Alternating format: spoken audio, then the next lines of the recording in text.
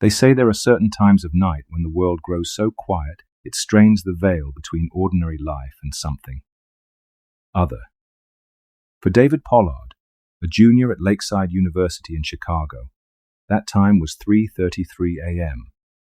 He didn't believe in the occult or haunted hours until the calls started.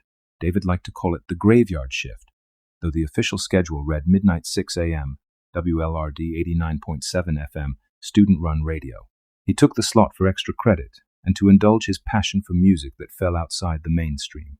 It was a chance to tinker with the worn control board, spin old vinyl from the campus library, and ramble into the mic with a carefree vibe that might have been unprofessional at any other hour. The station itself was a relic, perched on the top floor of a crumbling arts building that had survived decades of expansions. The studio comprised two small rooms, one for broadcasting, the other for storage separated by a pane of glass. A single corridor led to the rest of the building, mostly dark at night with flickering fluorescents. During the day, WLRD was a hub for indie rock shows and campus talk segments. At night, especially after 2 a.m., David had near total freedom. Few people listened, let alone called in. The phones were quiet except for the occasional drunk student or insomniac who stumbled across the station while spinning the dial. That changed one January night during a brutal Chicago cold snap. The city outside was entombed in snow, the wind whistling along Lake Michigan. Inside the studio, David wore a sweater and cradled a mug of coffee, reading from a battered notebook of random trivia to fill the silence between tracks. The large digital clock overhead read 3:29 a.m. He started playing a low-key ambient piece, something he found on the station's outdated digital library, then leaned back in his squeaky office chair, letting the soft drones fill the air. As the minutes ticked by, the lighted sign showing on AR glowed feebly, casting shadows on the scuffed tile. He yawned, letting the warm coffee lull him into a half-doze. Then, at exactly 3:33 a.m., the phone rang. He stared at the blinking light on the console, confused. Almost nobody called in during that final half hour of the night shift. The track was still going, so he had a moment to answer privately. "WLRD, the Late Late Show," he said, tapping a pen on the desk. "You're on the air, sort of." Silence greeted him for a few seconds. Then a voice, a woman's voice, so quiet it barely registered, came through in a breathy whisper. "I need to be heard." Her tone sent a chill through him. Sorry, what was that?" Another pause, then, "I need to be heard." David frowned. He tried turning up the phone channel volume. "Could you speak up, Mom? Are you okay?" He heard just the faintest exhalation, or maybe static. Her voice died out. Then the line went dead. He pulled the phone away from his ear, perplexed. Weird. Probably a prank. He got those sometimes teens messing around, or random creepers who like to harass late-night DJs. With a shrug, he let the ambient track finish and moved on to some old Nirvana. By the time his show ended at 6 a.m., the strange call was almost forgotten. It wasn't forgotten for long. The next night, same shift, David was spinning one of his favorites, an underground hip-hop track, when the phone rang again at exactly 3:33. He almost didn't pick up, but curiosity nagged him. "LRD, you're on," he began. "I need to be heard," came that same whisper, a hair louder. The woman's voice had a scratchy undertone, like she'd been screaming or coughing for hours. "Who is this?" David asked, leaning forward, heart beginning to pound. "If you're in trouble, call 911. This is a college radio station. The line clicked off. He let out a nervous chuckle, trying to shake the uneasy feeling creeping up his spine. Another prank. But that exact timing, 3:33 a.m., bothered him. Maybe someone was messing with him intentionally, an inside joke or hazing from one of the other DJs. But as the calls kept coming, every night at 3:33, that explanation started to feel less likely.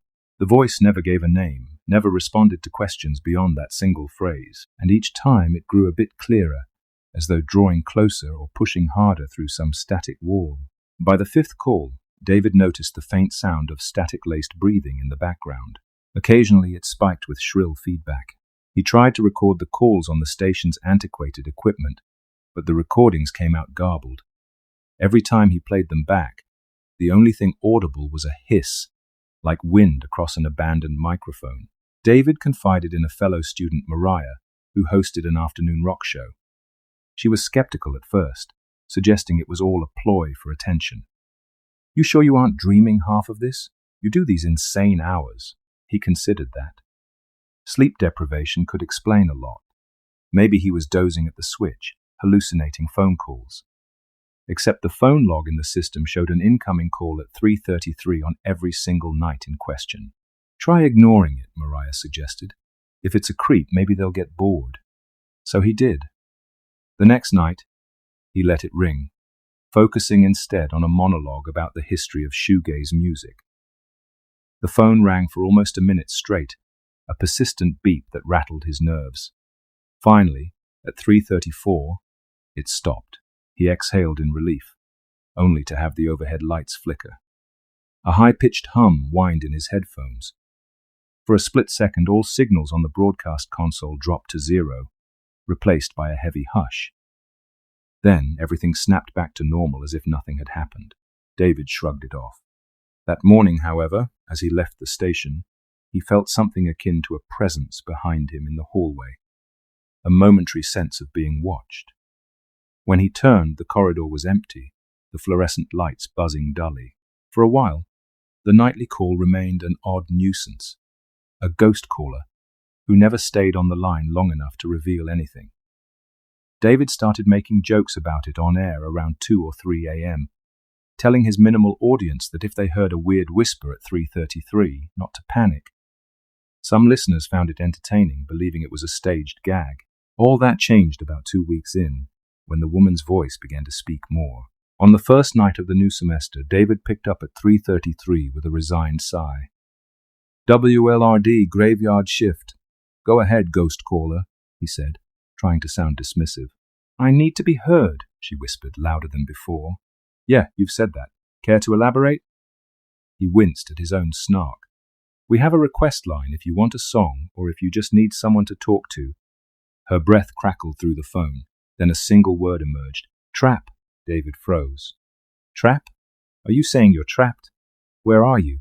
But the line went dead before he got an answer. This time, the overhead lighting in the studio stayed steady.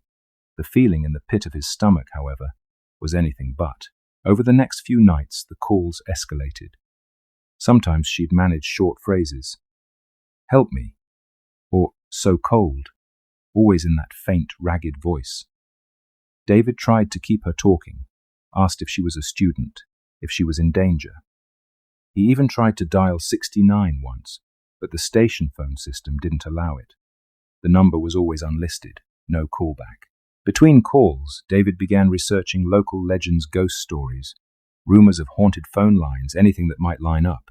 He found references to dead air phenomena and bizarre tales of radio DJs receiving calls from the afterlife, but all of it sounded like conspiracy fodder. Still, a theme emerged. Time was important, especially 3:33.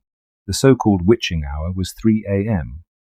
3:33 was sometimes referred to as the Devil's Minute, a time of mocking the Holy Trinity. David didn't put much stock in that, but the recurring minute was too exact to ignore. He scoured old campus newspapers and Chicago crime reports, looking for any mention of a missing woman, especially one associated with Lakeside University. The results were inconclusive. Chicago had no shortage of tragic stories, but one article caught his eye. A campus staff member, a part-time janitor, had vanished years ago under mysterious circumstances. Her name was Adrienne Grant. The article mentioned she was last seen near the Arts Building after working a late shift. There was no follow-up article or resolution. He read more about Adrienne, but found little. She had no living family in the area, no close friends who spoke publicly about her disappearance. The campus rumor mill suggested she might have run away or been a victim of random violence. The building's nighttime security cameras were out at the time. No one knew exactly what happened. Could the caller be Adrienne? It was a stretch, but David's imagination latched onto the notion. Maybe her spirit was trying to connect with the place she'd last been. That would explain the exact timing, the cryptic pleas, or maybe he was falling victim to wishful thinking, assigning meaning to random static. If the calls were from a real, living person, she could be in serious trouble. But if they were from something else, he had no clue how to respond. More time passed, and David noticed a jump in the station's online stream numbers around 3 a.m., as though people were tuning in specifically to hear the calls. The chat forum on the station's website lit up with speculation. Some users called it the weird phone ghost. Others said it was a performance art piece.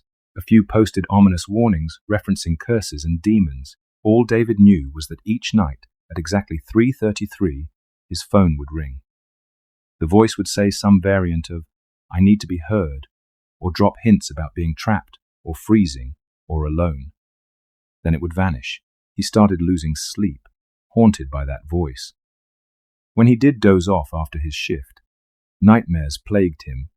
Visions of the station's phone console sprouting tangled wires like tentacles, enveloping him, or a silhouette of a woman in the corridor, face obscured, whispering "hear me" in an echoing chant, and Mariah urged him to record the calls again.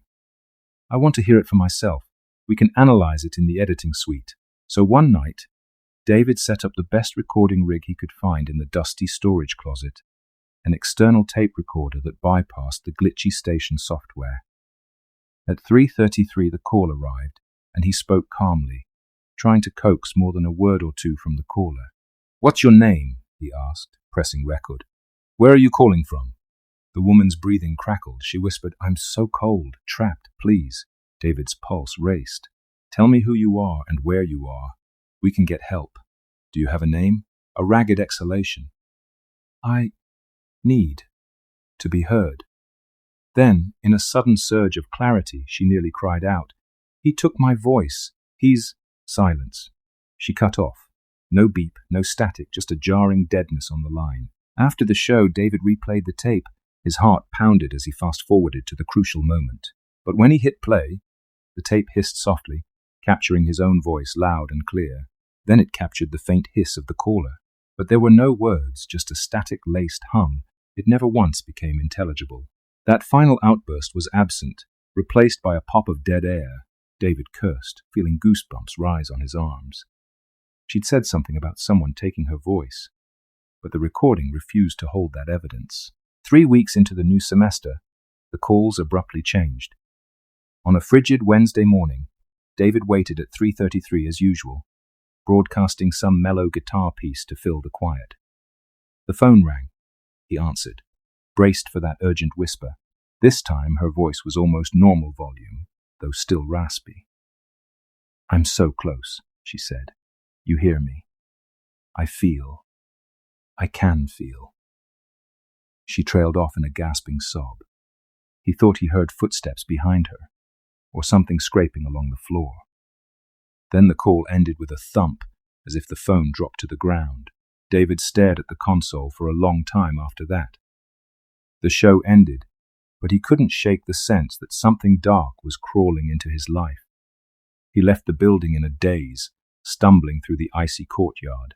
The next few nights she repeated phrases about feeling close and needing to be free, her voice strained with desperation. David tried everything to help, asking for address details, coaxing her to contact police, even threatening to trace the call. She never answered, never stayed long enough. But then came the day she didn't call. David's entire shift passed in tense anticipation, the clock blinking from 3:32 to 3:33. He hovered over the phone, sweat beading on his brow despite the chill in the studio. Silence. The phone never rang. He waited until 3:40. Nothing. The lines stayed quiet, not even a scam telemarketer. Somehow the lack of that whisper felt worse than the whisper itself. After waiting in vain, David resumed the playlist. A few talk segments came and went. By the time 5 a.m. rolled around, he'd begun to hope that maybe she was safe. Or maybe, if she was some ghost, she'd passed on. The alternative, that something terrible had happened, gnawed at him. He ended the show at 6, closed down the station, and went back to his dorm to collapse into bed. For once he slept deeply, no nightmares. But the next night, the real horror began. At 3:20 a.m., the station's overhead lights flickered again. The audio console glitched, cutting out the feed for half a second before returning. David's heart thumped as he played a track by a local punk band. The moment the song ended, the studio fell into total silence. He pressed play on the next track, nothing. He checked the meters, tapped the knobs. Everything read normal, yet no sound came. He tried speaking into the mic. Testing, 1, 2, you're listening to WLRD.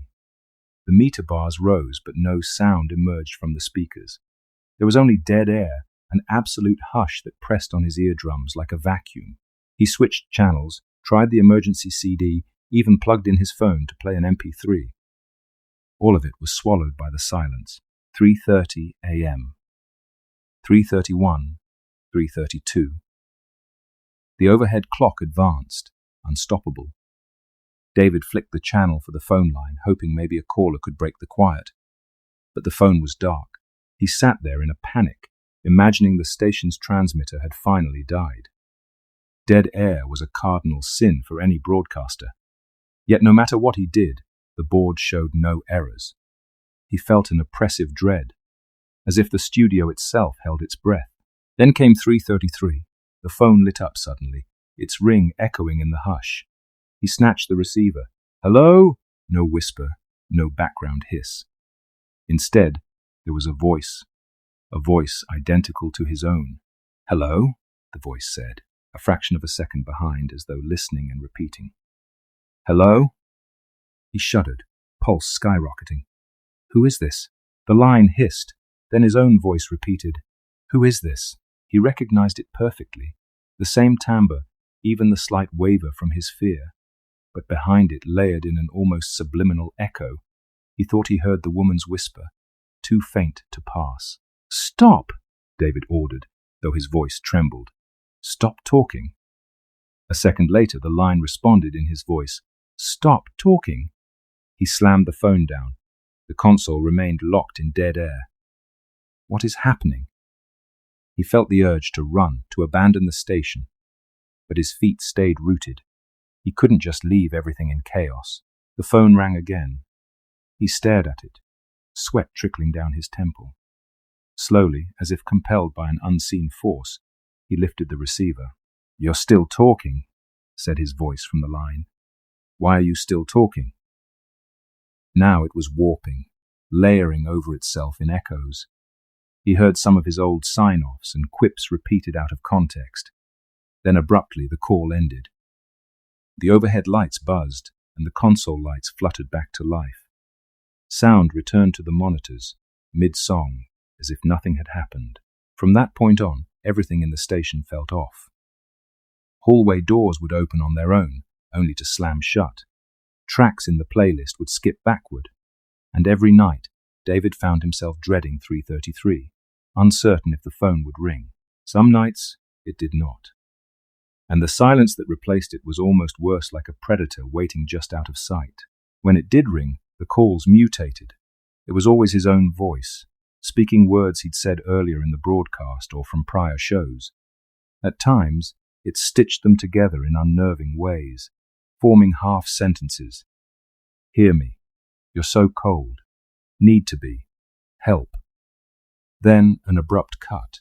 Once, the phone line played back a conversation David had had with Mariah in the hallway, a conversation that was never on air. David's scalp prickled at that realization, a sense of being spied on by something intangible. He tried to confide in Mariah again, but she was out of her depth. This is too weird, she admitted. Have you told campus security? He had, but they shrugged off his concern. The station's budget was minuscule. The old equipment was prone to malfunctions. They found no evidence of hacking or wiretaps. Their best guess was a faulty phone line, maybe picking up random radio frequencies. They offered no solution. Anxiety and sleep deprivation gnawed at David's sanity.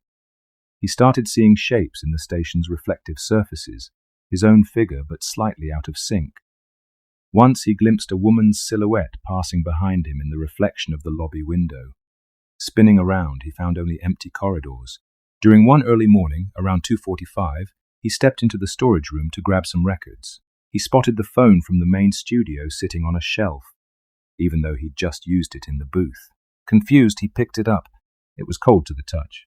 A faint crackle sounded from the earpiece, a whisper too muffled to identify. When he blinked, the phone was gone, replaced by a dusty microphone. Hallucinations, he told himself, but it felt more real than any dream. Outside, Chicago's winter turned to biting spring wind.